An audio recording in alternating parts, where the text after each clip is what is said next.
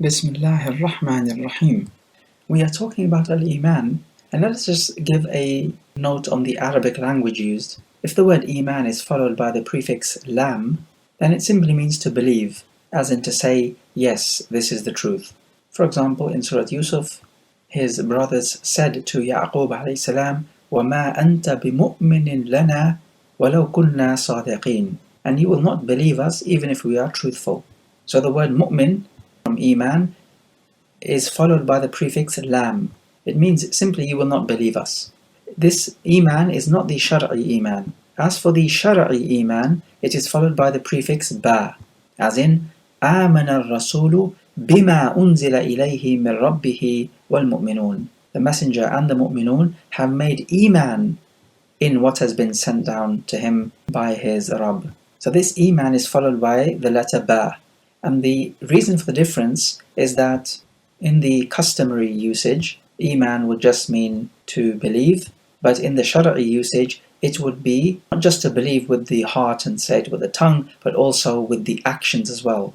So this prefix indicates the difference between the customary usage of the word Iman and the Shar'i usage, in that the Shar'i usage has amal, has action, whereas the customary usage does not. So we find in the Arabic language the prefix does make a difference. Another good example would be in Surah Al-Hajj, وَالْمَسْجِدِ الْحَرَامِ الَّذِي جَعَلْنَاهُ لِلنَّاسِ سَوَاءً الْعَاكِفُ فِيهِ وَالْبَادِ وَمَنْ يُرِدْ فِيهِ بِإِلْحَادٍ بِظُلْمٍ نُذِقْهُ مِنْ عَذَابٍ أَلِيمٍ. And the Masjid al-Haram which we have made as a place equal for all people, whether it be the one who's staying in there or the countryside dweller. And whoever makes irada in this place, the Masjid al-Haram, to commit wrongdoing, then we will make him taste a painful torment. Now the word irada means to want, but it is followed by the prefix ba. So whoever makes irada bi-ilhad, ilhad meaning to deviate away from the truth. So whoever wants to deviate with committing oppression or wrongdoing. The word irada in the language does not normally need a ba, but it is used this time. So the scholars say that the word irada here means ham. Ham is when you intend something firmly. So the ayah teaches us then that whoever just firmly intends to commit evil, even if he does not actually physically commit that evil in the Al-Masjid al-Haram, the ayah tells us that we will make him taste a painful torment. So the word irada means al-ham simply because of the prefix ba. So as for the Murji'ah, we have said that they do not include the actions to be from your Iman. There are two main opinions amongst the Murji'ah as to what Iman is. Actually, there are many opinions, but two of them are the main ones. So the first one is held by the majority of the Murji'ah. They simply say that your Iman is just when you believe in your heart. You do not even need to testify it with your tongue. So you do not need to make shahada with your tongue. As long as you just have it in your heart, that is good enough. And the second opinion, this is of the Murji'atul Fuqaha, the Murji'ah of the scholars of Islam, such as Al-Imam Abu Hanifa. They say that Iman is when you have the belief in the heart, but also you have to proclaim it with the tongue. So they add that iqrar or the confession part in, and that's where they differ from the first opinion. But what both of these opinions have in common is that they do not include action as part of the Iman. They, if you like, delay or put back or hold back the action from the understanding of Iman. This is what irja is, as in the statement of Allah Jalla wa Ala about the wives of the Prophet. تُرْجِي مَنْ تَشَاءُ مِنْهُنَّ وَتُؤْوِي إِلَيْكَ مَنْ تَشَاءُ وَمَنِ ابْتَغَيْتَ مِمَّنْ عَزَلْتَ فَلَا جُنَاحَ عَلَيْكَ. Al-Ayah. You can postpone or hold back the turn of whichever of the wives you want to, and you may receive whomsoever you will, and whomsoever you desire of those whom you have set aside her turn temporarily. It is no sin on you, up to the end of the ayah. So the ayah basically saying that you don't have to divide up your time equally among your wives. You can postpone the turn of whomsoever you want, you can receive whomsoever you want, and those whom you have set aside or postponed their turn, then you can also receive them or spend time with them as you want to. So the Prophet had freedom. Of course, this is a ruling specific for the Prophet, otherwise every other Muslim needs to divide his time with his wives equally. One of the famous evidences which they use to say that the actions are not from your Iman is the ayat in the Quran, الَّذِينَ آمَنُوا وَعَمِلُوا الصَّالِحَاتِ, those who have Iman and they work righteousness. This appears many times in the Quran, but the point is that the actions are mentioned after the Iman, which has to mean that they are two different things. Because the point here is that the letter wa translated to and is used, and so when you have A and B, it tells us that A is different to B. If you are told that Ahmed and Zayd entered the room, then you understand that Ahmed and Zayd are two different beings. However, we ought to understand that this letter waw, meaning and, could denote a difference of essence, but it could also denote a difference of description for the same essence. So when the Quran says وَجَاءَ رَبُّكَ وَالْمَلَكُ صَفًّا صَفًّا, and your Rabb and the angels by rows will come. So it becomes known to us that the Rabb and the angels are two different essence, and of course they are different. But on the other hand, Surah Al-Hijr begins Alif Lam Ra Tilka Ayatul Kitabi wa Qur'anim Mubin. Alif Lam Ra, these are the ayat of the book and a clear Qur'an. So again the word and is used, separating between Al-Kitab, the book, and the Qur'an. But we know that the book is the Qur'an and the Qur'an is the book. So it's actually referring to the same essence, but it is describing it in two different ways. One, it describes it as a book, and the other one, it describes it as a Qur'anul Mubin, a clear recitation. But the essence is the same. And at other times in the Qur'an, we could find this letter waw separating between something specific and something more general. For example, in Surah Al-Baqarah, ayah 98, مَنْ كَانَ عَدُوًّا لِلَّهِ وَمَلَائِكَتِهِ وَرُسُلِهِ وَجِبْرِيلَ وَمِيكَالَ فَإِنَّ اللَّهَ عَدُوٌّ لِلْكَافِرِينَ. Whoever is an enemy to Allah and to His angels and to His messengers and to Jibreel and Mikal, then Allah is an enemy to the Kafirin. The question here is that why are Malaika and Jibreel and Mikal separated with the waw? Does it mean that they are different? Well, we know that's not the case. Jibreel and Mikal are from the Malaika, but they are separated from the word Malaika with the waw. So this waw does not mean that Jibreel and Mikal are not from the Malaika. Rather, it is specifying them in particular. So it is distinguishing between the specific and the more general. Yet in the same ayah we also find that the word Malaika is separated from the word Allah with the waw. Now this separation denotes separate essence, because Allah is completely different to the essence of the Malaika. So this sentence is interesting because the letter waw is used for different purposes, all in the same ayah. So in total, we've mentioned three ways in which the word and can be used. Number one, it can distinguish between two essences. Number two, it can be talking about the same essence but with different descriptions. And number three, it can distinguish between the general and the specific. And the reason why the latter is normally done is that the specific element has a particular honor. So Jibreel and Mikal have a particular honor amongst the rest of the Malaika. So if we turn back to the ayah in question, الَّذِينَ آمَنُوا وَعَمِلُوا الصَّالِحَاتِ, those who have Iman and work righteousness. What type of waw is this? Well, we say if we look at all the evidences together, this type of waw would be separating the specific and the general, so that the righteous actions are from the Iman, but they are given a particular mention because of their high status. And the reason why we interpret it like this is because this interpretation brings together all the evidences in harmony. So we have other evidences which clearly tell us that actions are from your Iman. And so we need to interpret the Sharia in a way which brings together all of the evidences in harmony. We have plenty of evidence from the hadith as well. And just to illustrate, in the Sahih, الإيمان بضع وسبعون شعبة أعلاها قول لا إله إلا الله وأدناها إماطة الأذى عن الطريق والحياء شعبة من الإيمان.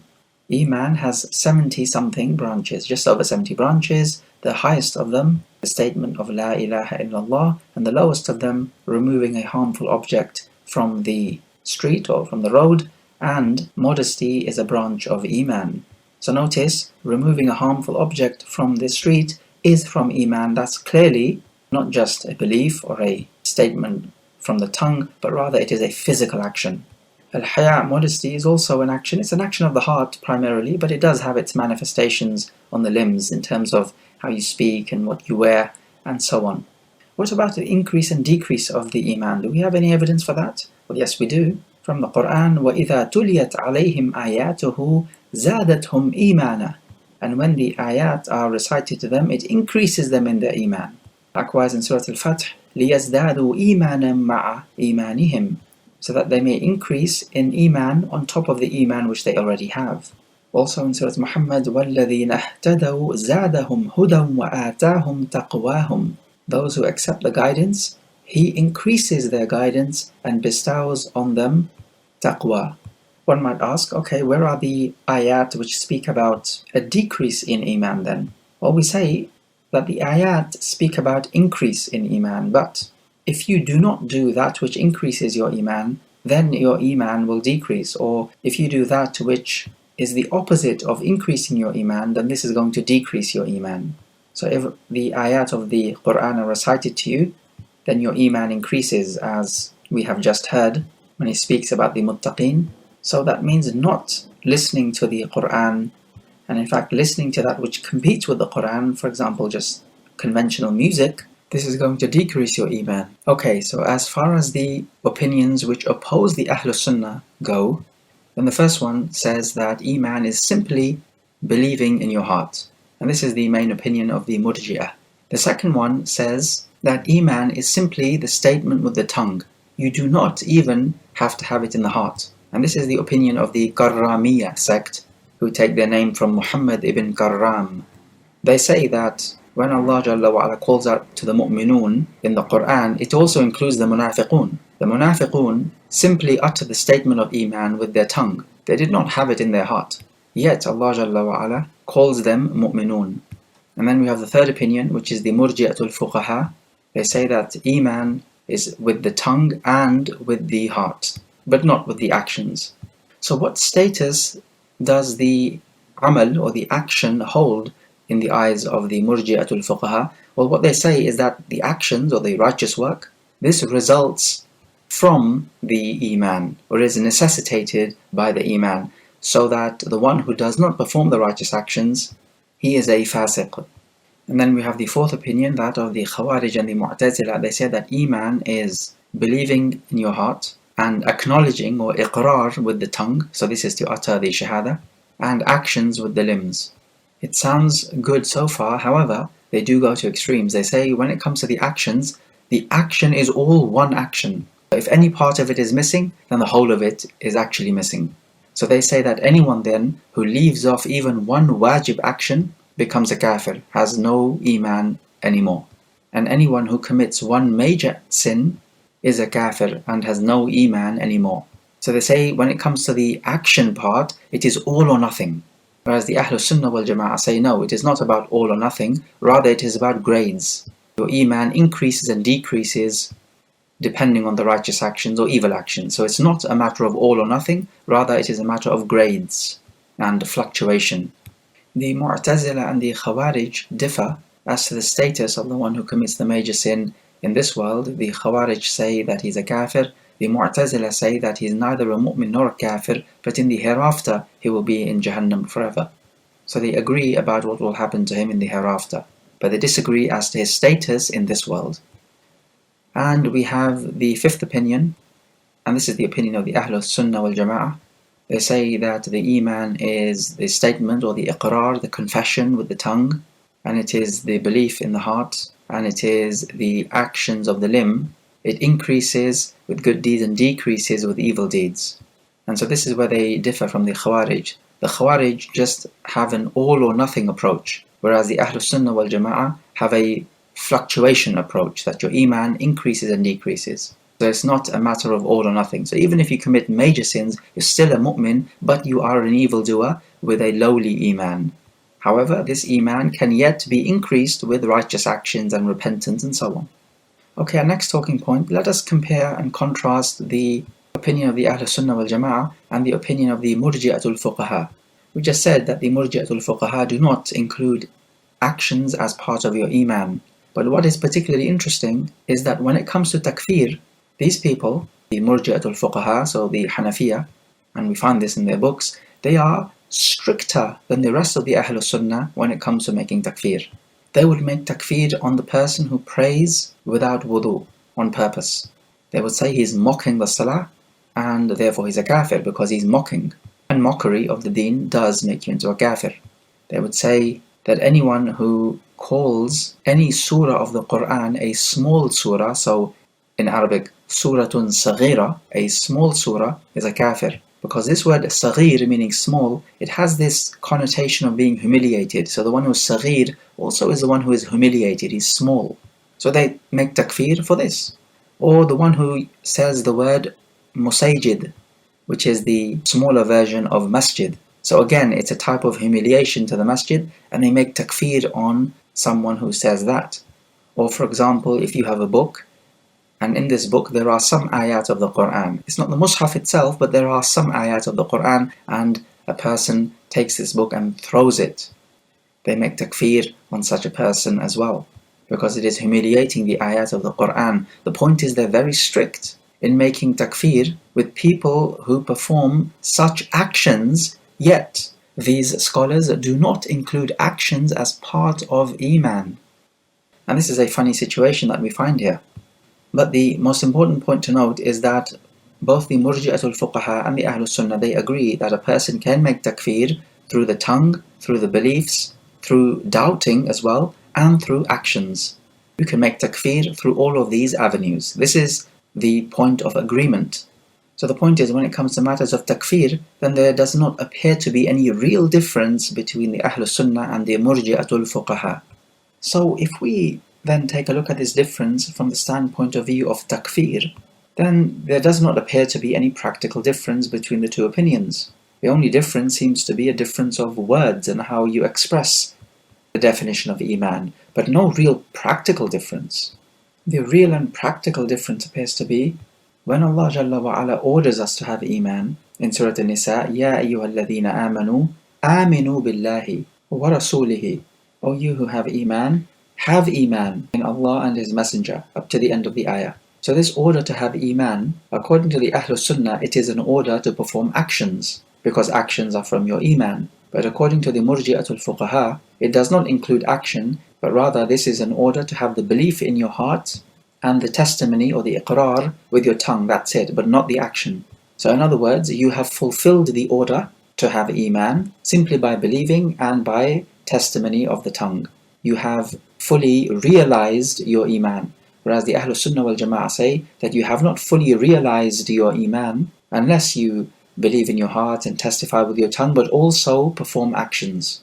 So the difference is on the realization of the Iman. How is it realized? The tahqiq of it. The real difference seems to lie there. The next talking point is about the increase and decrease of the Iman. The first opinion is that Iman increases and decreases. The second opinion is that Iman increases but does not decrease. And they say this because we have evidence that Iman increases, but we have no scriptural warrant to say that Iman decreases, and no analogy can be made in these affairs. The third opinion is that Iman neither increases nor decreases. Note, this idea of increasing and decreasing is not affected by the definition of Iman. So we find even from the Murji'ah, those who say that Iman increases and decreases. It is worthy to note here that just like not all mu'minun are equal in their Iman, because the Iman increases and decreases, so then not all the kuffar are equal in their kufr, as kufr increases and decreases. Allah Jalla wa Ala says in the Quran, إِنَّمَا النَّسِيءُ زِيَادَةٌ فِي الْكُفْرِ. Delaying the sacred months is an increase in their kufr. So the mushrikun would delay the sacred months so that they can allow themselves to fight. And Allah says that this is an increase in kufr. So kufr is not just one level either. Kufr can also increase and decrease. Okay, question. Does the heart have actions? Well, the answer is yes, the heart does have actions. And it is for this reason some of the early Muslims have said that Iman is simply qawlun wa amal, statement and action. They did not talk about the belief to testify that something is true, because they deem that to be from the actions of the heart. So from the actions of the heart are those which are wajib to be performed, such as believing the truth of Allah and the Messenger, but also other actions like loving Allah, fearing Him, having reliance on Him, thinking goodly of Him. And then you have actions which are wajib to be left off, such as self-conceit and arrogance, shamelessness, and thinking badly or negatively of Allah Jalla wa'ala. And when we say that righteous actions increase the Iman, what does this mean, increasing the Iman? How? Well, righteous actions increase your tasdeeq, your belief in the heart, because that is part of your Iman. It increases you in your iqrar, or when you acknowledge with the tongue, so it increases the iqrar.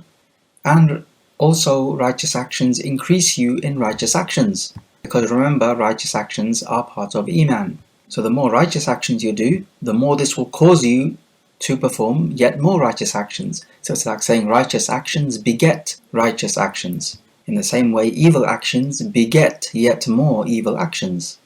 Then the Shaykh goes on to say, وَجَمِيعُ مَا صَحَّ عَنْ رَسُولِ اللَّهِ صَلَّى اللَّهُ عَلَيْهِ وَسَلَّمَ مِنَ الشَّرْعِ وَالْبَيَانِ كُلُّهُ حَقٌّ. And everything which has been authentically narrated from the Prophet about the Sharia, then all of it is the truth.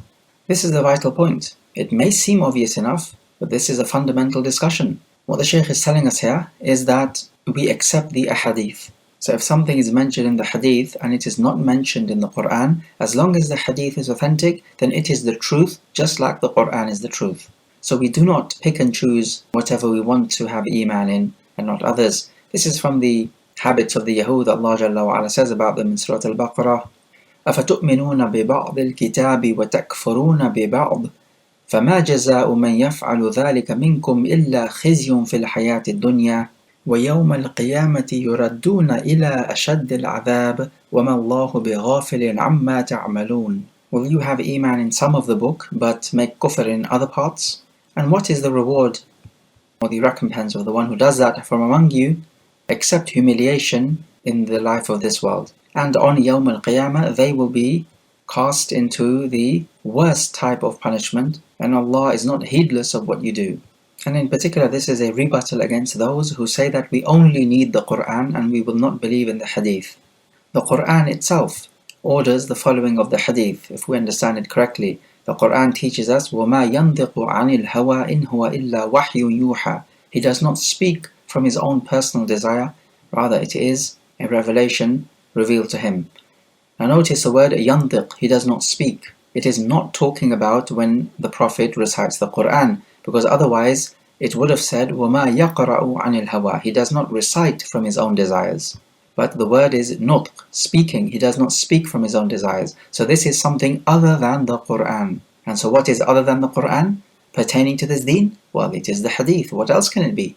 The Quran says about the Prophet, يَتْلُو عَلَيْهِمْ آيَاتِهِ وَيُزَكِّيهِمْ وَيُعَلِّمُهُمُ الْكِتَابَ وَالْحِكْمَةَ وَإِنْ كَانُوا مِنْ قَبْلُ لَفِي ضَلَالٍ مُبِينٍ. He recites the ayat to them, and he purifies them, and he teaches them the book, and that is the Quran of course, and the hikmah, the wisdom. So the wisdom would have to be something other than the Quran. And this pertains to the ahadith, the sunnah, how we understand the Quran, and the teachings of this deen. This comes from the sunnah. It also comes from the Quran, but the bulk of it is from the ahadith.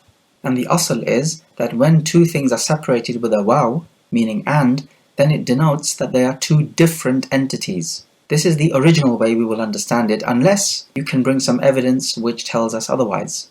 One particularly hot talking point is that some people of deviancy say that the ahad narrations, meaning those which are not mutawatir, cannot be accepted in matters of aqidah. And in order to refute this idea, we say that the Prophet ﷺ sent single men to various groups of people to teach them their deen. And primarily what would be taught are matters of aqidah. So for example, he sent Mu'adh ibn Jabal to Yemen. He sent Abu Hurairah also to Yemen. He sent Abu Ubaidah ibn al-Jarrah to the tribe of Najran. He also sent Abu Musa al-Ash'ari by himself. So single men are definitely not mutawatir. Not just that, but we can go a step further. we can say that an ahad narration is actually capable of abrogating a mutawatir narration, as long as the ahad narration is sahih. So that's actually going a step further. It is more than merely accepting an ahad narration. The evidence is the famous case where the people were praying towards Bayt al-Maqdis in the Masjid al-Quba. This was at Fajr time, and a man, a single man, came to them whilst they were in the Salah facing Bayt al-Maqdis, telling them that last night revelation came to the Prophet telling the Muslimin to turn their faces to the Kaaba. And during their Salah, the people in Masjid al-Quba turned their faces to the Kaaba. So here they accepted the narration of one man, who is definitely ahad, abrogating a mutawatir narration. The mutawatir would have been to face Bayt al-Maqdis because that's what everyone else were doing beforehand.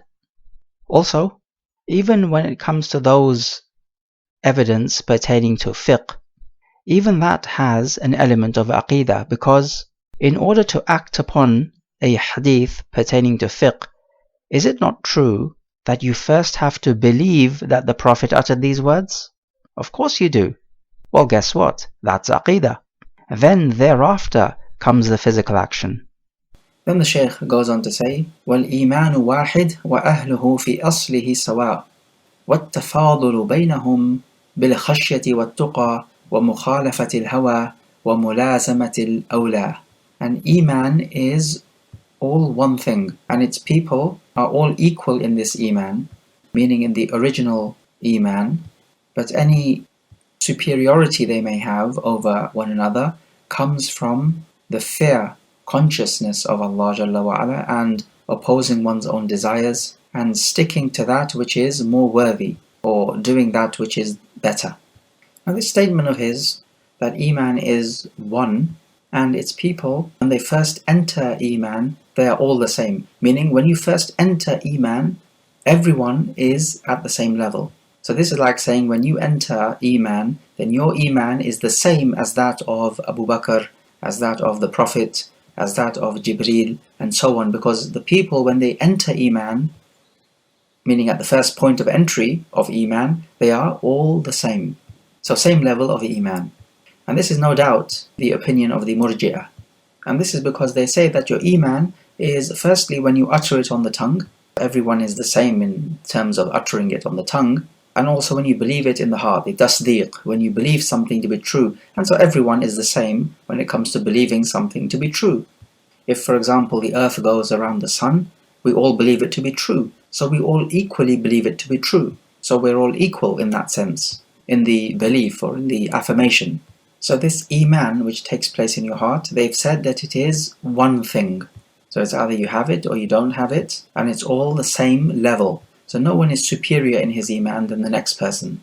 However, when we look at the evidences, they talk about superiority, that it is not just one level. Amongst the messengers, تِلْكَ الرُّسُلُ فَضَّلْنَا بَعْضَهُمْ عَلَى بَعْضٍ مِنْهُمْ مَنْ كَلَّمَ اللَّهُ وَرَفَعَ بَعْضَهُمْ دَرَجَاتٍ. Those messengers we preferred some over others, from them those whom Allah spoke to, and we raised some in grades. So this tafdeel, this preference, is a result of their differing Iman. What the Shaykh says is that the tafadul, the superiority of one person over the other, does take place, but it takes place, as he says, with the fear of Allah, and opposing your own desires, and doing that which is most worthy to be done. So basically, these are the outward physical matters. But what the Ahlul Sunnah say is that yes, it does take place through the physical matters, this superiority, but also through the internal matters, matters of the heart, matters of certainty. Not everyone has the same level of certainty. You do not have the same level of certainty as the Prophet. About the Prophet, Allah Jalla wa Ala says in Surah Az-Zumar, وَالَّذِي جَاءَ بِالصِّدْقِ وَصَدَّقَ بِهِ أُولَٰئِكَ هُمُ الْمُتَّقُونَ. So Allah specifies the Prophet because his tasdeeq is far superior to the tasdeeq of the other mu'mineen. Note here when the Shaykh says Aslul Iman, the original Iman, we're assuming that he means the Iman when you first enter Islam. Otherwise, it could also be understood in a second way, which is to say, after you have entered Islam, the Iman which stays with you afterwards when you have become a bit more firmly rooted in the deen of Islam. That Iman. So it could be understood one way or the other, and the Shaykh is not clear about which one he intends. But in any case, Iman is not just one level, and its people are not equal. Let us focus in on this word tasdeeq, meaning to believe something to be true. Now this is definitely of grades, because if you compare the jahil, the ignorant one, and the scholar, the one full of knowledge, then they both have a basic level of tasdeeq. However, the alim, the knowledgeable person, goes a step further because he has tasdeeq, or belief, in the details, which the jahil does not have. So the jahil and the alim may both, for example, have tasdeeq in the last day, the Yawmul Akhir. However, the jahil may not know too much about the details of that day, whereas the alim knows about the details of that day. So clearly, the alim has more tasdeeq, or he has a higher level of tasdeeq than the jahil. And then, secondly, in terms of committing sins and performing righteous actions, this also has an effect on your tasdeeq, or if you like, on the strength of your tasdeeq. In the authentic hadith, the Prophet ﷺ said, لا يزني الزاني حين يزني وهو مؤمن. A fornicator does not fornicate whilst he is a mu'min. ولا يشرب الخمر حين يشربها وهو مؤمن. And neither does he drink khamr when he drinks it, and at the same time he is a mu'min. ولا يسرق السارق حين يسرق وهو مؤمن. And the thief does not steal anything when he's stealing it, and at the same time he is a mu'min. So these three major sins of zina, stealing, and drinking khamr, you are not a mu'min when you commit these actions. Also in Sunan Abi Dawud, there is supporting evidence, إِذَا زَنَ الْعَبْدُ ارْتَفَعَ الْإِيمَانُ فَكَانَ عَلَى رَأْسِهِ كَالظُّلَّ فَإِذَا تَرَكَ عَوَدَهُ. When a servant commits zina, then his Iman is raised from him and it becomes like a shade over him. But when he leaves the zina, his Iman returns back to him. So we find from these authentic hadith, the Prophet is negating Iman from the one who commits these major sins. However, do we make takfir upon such a person? Because of course you know that the Khawarij are going to use a hadith like these and say that, look, clearly it says in the hadith that this person now is a kafir. Well, we say no, he's still a mu'min, however he's deficient in his Iman. So yes, the Iman is raised from him, making him deficient in his Iman, but not an outright kafir. Because supposing a person commits zina, it is as if he has no belief that this is a punishment-worthy action. It's as if he does not believe that there is an accounting on Yawm al-Qiyamah. If he truly had that Iman in the strong sense, then he would not be committing such an action. Now even the zani, the fornicator, will have belief, but he will not have strong belief. And this strong sense of belief is what is negated in the hadith, not the basic belief. And then thirdly, we also have the actions of the heart, which increase you in your tasdeeq. Actions of the heart such as the love of Allah, fear of Allah, the reliance upon Him, and so on. The Shaykh makes an interesting point about superiority. What makes one Muslim superior to another Muslim in terms of virtue? And he mentions fear of Allah and opposing desires and doing that which is better. Certainly this is one way in which one Muslim will be superior in virtue to another Muslim. However, there are other ways as well. The time in which you are living in makes you superior. So the Sahaba are superior to the other Muslims simply because of the particular time in which they were living in. They were contemporaries of the Prophet, so they were his Sahaba, and hence this makes them superior to a non-Sahabi. In the hadith which is authentically reported in the Sahih, لا تسبوا أصحابي فوالذي نفسي بيده لو أنفق أحدكم مثل أحد ذهبا ما بلغ مد أحدهم ولا نصيفه. Do not abuse my companions, for if one of you were to spend the size of Mount Uhud in gold, it would not even reach one mud of what the Sahaba have spent, not even a half of it. So the deeds of the Sahaba are more virtuous than the deeds of a non-Sahabi. Also, making ibadah during times which are difficult, or where the fitna or the temptations and trials are greater, but staying steadfast in those times is more virtuous than at other times. As the Prophet said, there will be a time in which holding on to your deen will be like holding on to a hot coal, and the reward of the one who stays steadfast will be like the 50 men doing that action. They asked 50 of those men in those times. The Prophet said, no, 50 of you people, meaning 50 of you Sahabi. Because it would have been easier for the Sahaba to perform righteous actions because Islam was strong. But in the future, the Prophet is saying, when Islam is going to be weak and the Muslims will be subjugated by the kuffar, and it will be harder to remain steadfast, then your reward will be far higher in return for your keeping steadfast. But that does not mean that such people in those times of tribulation will be superior to the Sahaba. And we can understand this. Just because you score more points in a particular area does not mean that you win the whole game. And then after that, we also have the actions of the heart. It may be that a person does not have too many physical actions, but his actions of the heart are great. And this can also lead to superiority in virtue. And Al-Hasan al-Basri was asked, how is it that the Sahaba have more virtue than the Tabi'een, whereas we can find the Tabi'een performing more acts of ibadah than the Sahaba? And Al-Hasan al-Basri replied that the Sahaba would worship with the akhirah in their heart, and these people are worshipping with the dunya in their heart. So you see that your sincerity is an action of the heart. And so even if your physical actions are small, but we need to look at the actions of the heart, because that can make all the difference. So anyway, the bottom line in all of this is that the people of Iman are not equal in their Iman, and they're not equal in their tasdeeq either, in their belief or their affirmation. Rather, this is of grades. Then the Shaykh goes on to say, وَالْمُؤْمِنُونَ كُلُّهُمْ أَوْلِيَاءُ الرَّحْمَنِ وَأَكْرَمُهُمْ عِنْدَ اللَّهِ أَطْوَعُهُمْ وَأَتْبَعُهُمْ لِلْقُرْآنِ. He says all of the mu'minun are awliya, are the close allies of Allah, meaning the Rahman. And the most honored of them with Allah is the one who obeys Him the most and the one who follows the Quran the most. And this is indeed the aqidah of Ahlul Sunnah wal Jama'ah. Shaykh al-Islam ibn Taymiyyah said, مَنْ كَانَ مُؤْمِنًا تَقِيًّا كَانَ لِلَّهِ وَلِيًّا. Whoever is a mu'min and a taqi, meaning having fear of Allah, then he is a wali of Allah. So a wali of Allah, meaning a close ally of Allah, does not have to be somebody special or amazing. All of the mu'minun are awliya of Allah. And the more taqwa you have, the more of a wali of Allah you are.